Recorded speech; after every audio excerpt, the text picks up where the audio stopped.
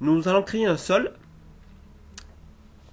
et après avoir créé le sol, nous allons diviser les, le sol afin de pouvoir mettre plusieurs textures différentes par rapport aux pièces. Alors, je vais dans architecture, création, sol. Je crée une dalle architecturale. Donc, j'ai les outils de création. Donc, je prends l'outil rectangle.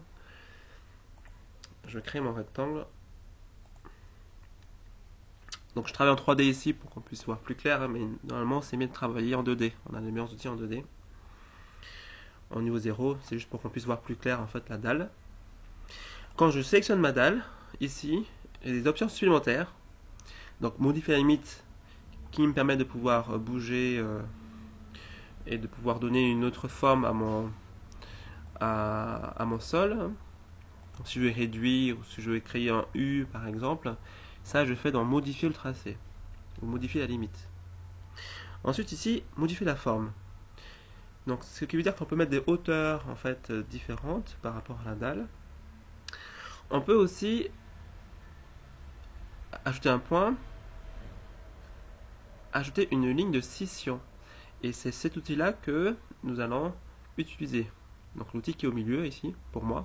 Donc ajouter une ligne de scission. Quand on laisse en fait le curseur sur une ligne de scission, on voit aussi une petite vidéo qui nous explique en quoi ça consiste.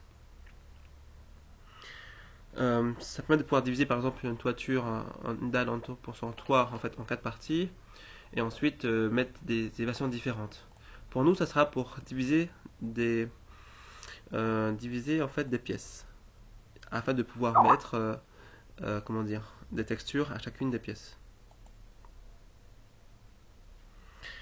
Voilà, donc j'ai dessiné ma ligne de scission. J'appuie sur modifier pour pouvoir enlever la sélection et je vois en fait la dalle avec une ligne de scission. Je vais maintenant dans je vais dans modifier, ensuite peindre. Donc modifier géométrie et peinture. Peindre une partie de ma dalle. Donc je prends n'importe laquelle, hein, c'est juste pour tester. Et voilà. Donc en fait on voit bien que ça a été peint uniquement une partie de ma dalle. Autre solution. Deuxième méthode.